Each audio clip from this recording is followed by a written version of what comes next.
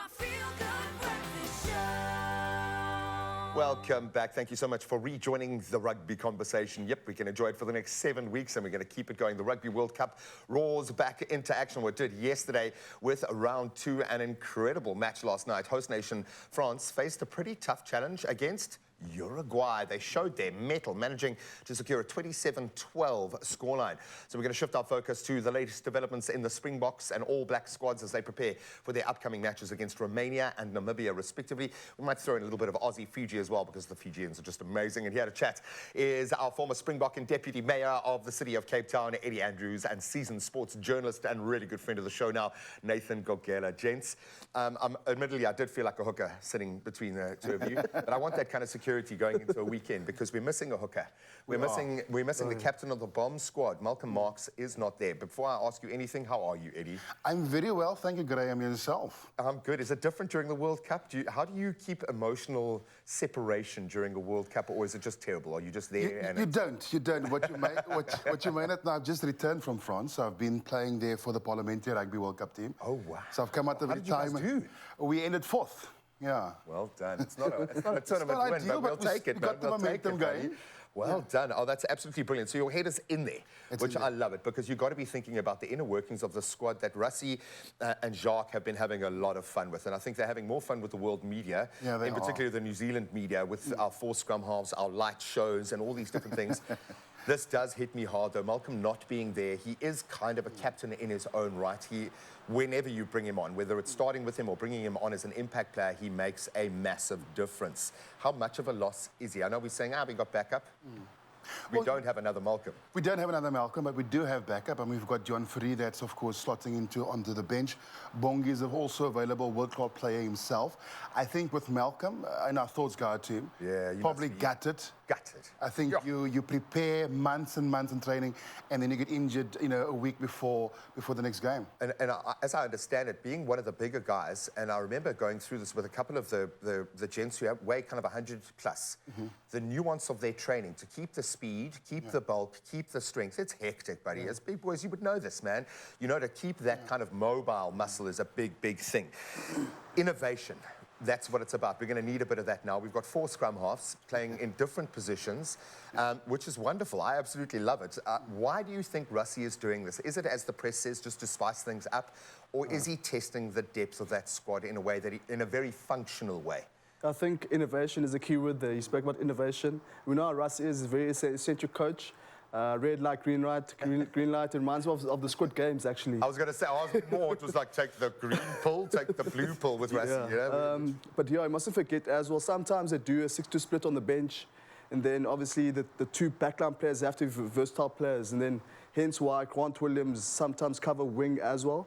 So hence why he's playing this weekend, just to test how he is at wing.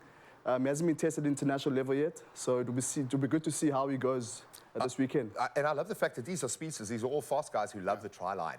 And we need big points. You joke that there are no minnows. So Romania is not going to be a walkover by any stretch of the imagination. They wouldn't have made it to the World Cup if they were. And there's this underground fight feel we were saying about this year's World Cup. Rankings mean nothing. Everything is out the window. What do we need to do for our World Cup campaign? Is this like a 40, 50, 80? Because there are going to be some big scores. New Zealand are going to net a massive against Namibia, no doubt. What do we need to do against Romania? Graham, I think first phase position is really important. You can't score tries without possession. Keep the ball. I think we've really started, well against the team we played last week, whose name you've hated me now. Scotland, for a moment there. It's done, boy. It's done. But it's all about momentum. I think if we compare ourselves to 4 years ago, there's a lot more depth in the squad. We've got experience. Only 11 players this is their first World Cup. There's a quota of players, so this is their 3rd World Cup. So we've got the experience. It's all about building momentum. This is not a sprint. It's a marathon. And you can see the quiet confidence in both Jacques and Rassie.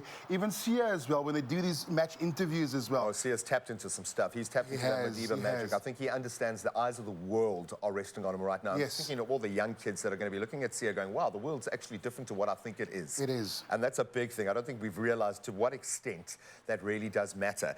Of course, we've got the small matter of a certain Sam Whitelock, who, and it looks a lot older than 34 years old, but 140 48 Wow. test matches. His inspirational Richie McCaw, his captain over many years, obviously has achieved that. Only Adam Wynne-Jones has done more on the international. He's done quite a bit more on the international front, but this is a big match for the big man.